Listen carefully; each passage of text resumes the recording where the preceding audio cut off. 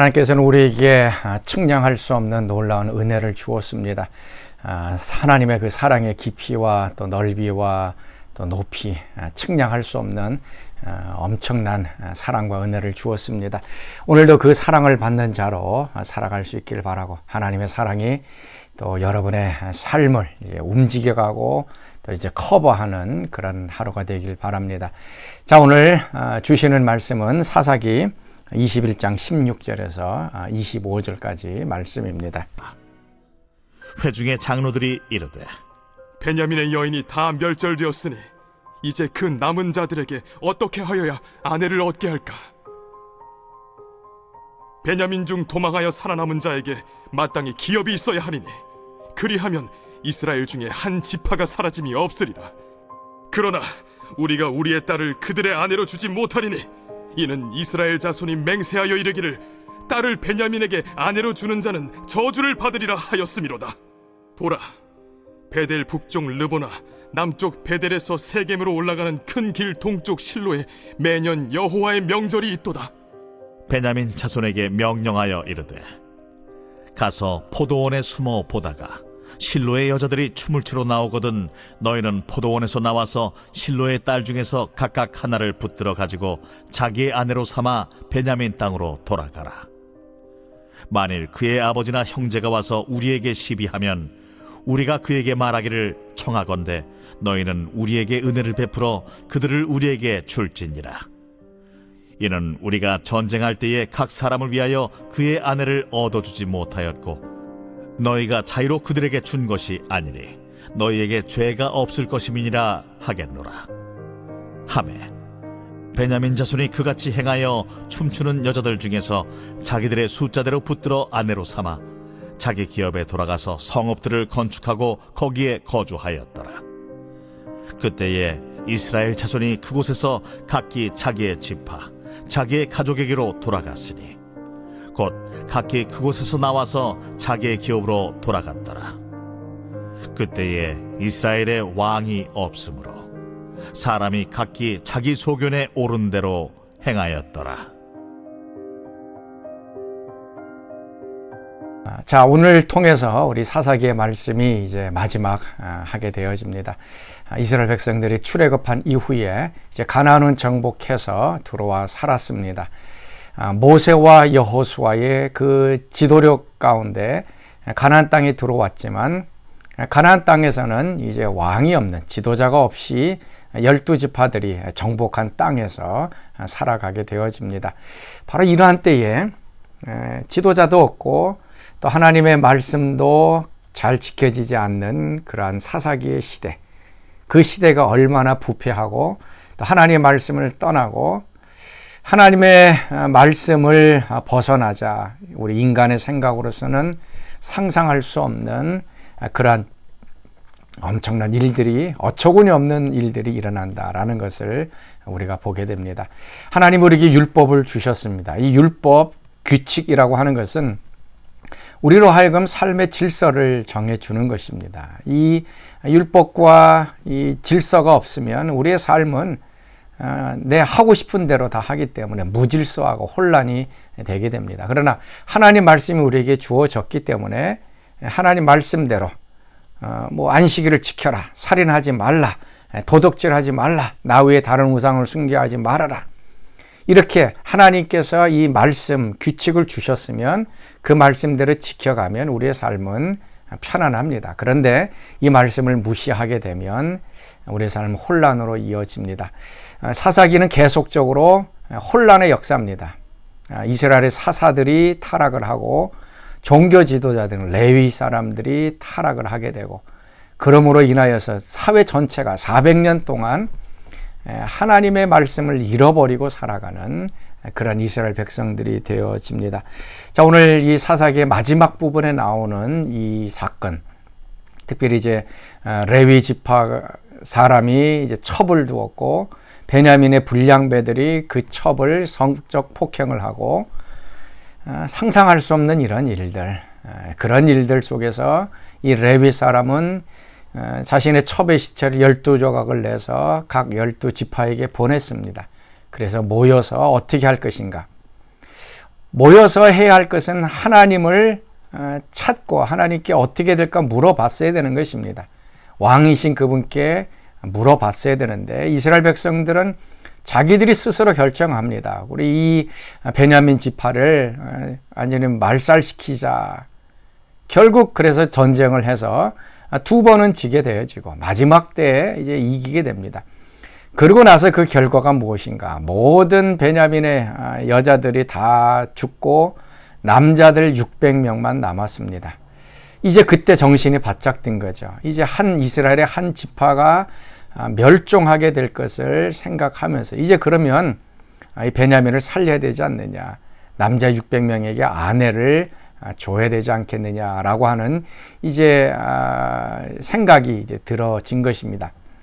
자, 이때에도 하나님께 물어봤어야 되죠.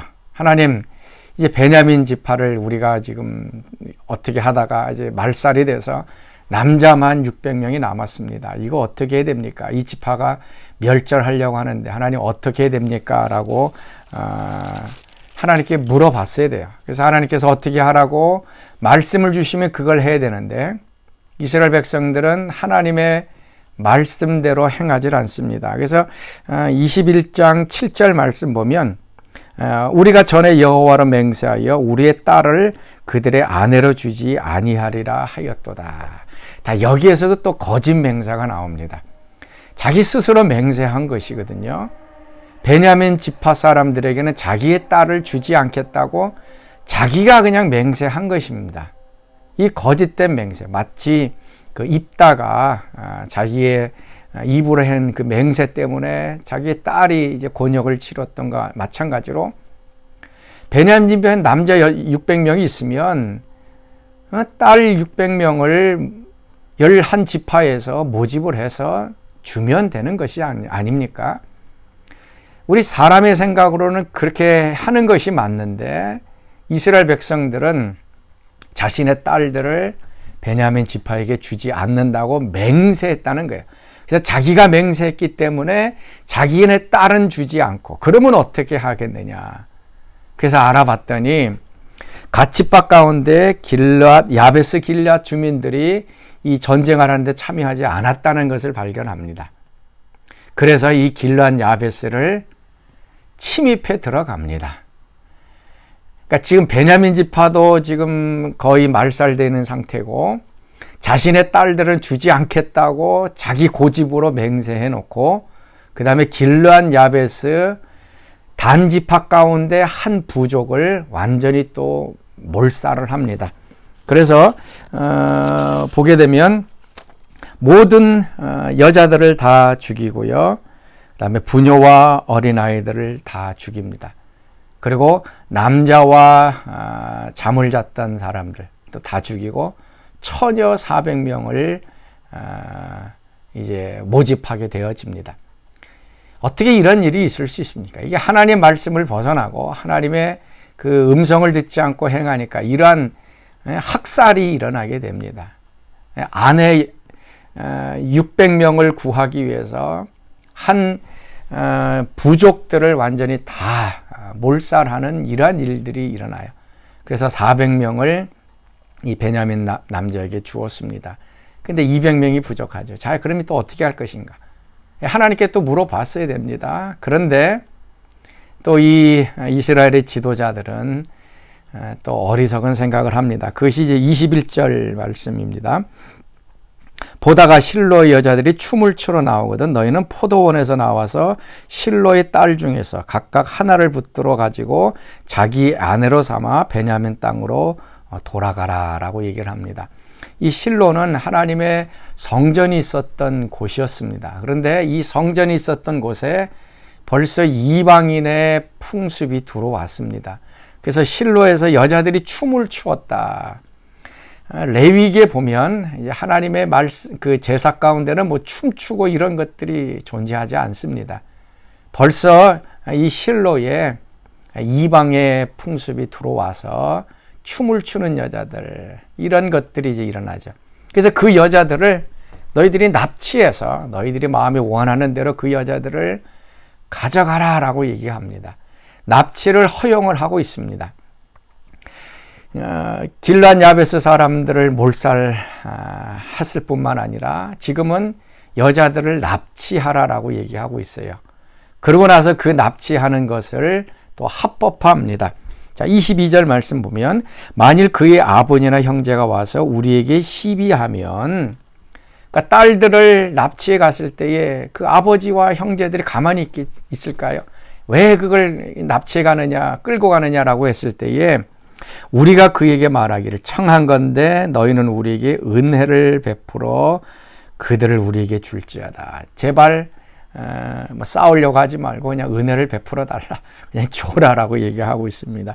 이는 우리가 전쟁할 때에 각 사람을 위하여 그의 아내를 얻어주지 못하였고, 마치 전쟁에서 전리품들, 특별히 사람들을 이제 여인들을 이제 아내를 취하는 것처럼 지금 취하는 것이 아니다라고 그 사람들을 설득하는 겁니다. 그리고 너희는 자의로 그들에게 준 것이 아니니 너희에게 죄가 없을 것이다. 우리의 딸들을 그 베냐민 자손에게 주지 않기로 맹세했기 때문에 너희들이 준 것이 아니다. 그러니 너희에게 죄가 없다라고 얘기합니다. 보통 아내를 맞아들일 때는 그 집에 지참금을 주게 되어 있습니다. 이것이 이제 율법이죠. 그런데 여기서는 그냥 여인을 납치해 가는 겁니다. 200명의 여인들을 납치해서 베냐민 남자에게 주는 이런 일들. 사사기의 끝은 어떻게 됩니까? 하나님의 말씀을 버리고 하나님을 왕으로 섬기지 않는 이스라엘 백성들은 더 혼란스러워집니다. 그것이 이제 25절로 결론을 맺고 있습니다. 그때 이스라엘에 왕이 없으므로 사람이 각기 자기 소견에 오른 대로 행하였더라. 왕이신 하나님, 그분을 섬기는 것이 아니라 도리어 자기가 결정해 놓고 왕을 총으로 부리는 그러한 시대, 그리고 하나님의 말씀을 벗어나 자기 뜻대로 행하는 이러한 시대. 오늘 이제 사사기를 마무리합니다. 이제 사사기를 통해서 우리가 배워야 할 것은 그것입니다. 하나님의 말씀, 또 하나님의 율법, 하나님의 이 규율, 그것을 지키는 것은 하나님을 존경하는 것이고, 이것을 떠나서 자기의 유익을 쫓아 행하는 것은 결국 혼란과 방종과 인간의 도덕을 뛰어넘는 그러한 이상한 것들로 채워지게 된다는 것입니다. 자, 오늘 하루 다시 한번 하나님의 말씀을 우리 마음판에 새기길 원하고 하나님을 왕으로 섬기면서 하나님이 주신 그 말씀대로 행하는 여러분들 될 수 있기를 바랍니다. 자, 같이 기도하겠습니다. 하나님, 오늘 사사기의 말씀을 통하여 이제 하나님을 왕으로 섬기게 하시고 내 뜻과 또 내 소견에 따라 행하지 않게 하시고 하나님 말씀대로 순종하여 우리의 삶이 질서 있게 하시고 빛이 넘쳐나는 삶을 살게 하여 주옵소서. 이제는 우리 주 예수 그리스도의 은혜와 하나님의 그 크신 사랑하심과 성령의 교통과 기름 부으심이 오늘 새벽 말씀에 참여한 모든 사람들 가운데 항상 함께 하시기를 간절히 축원하옵나이다. 아멘.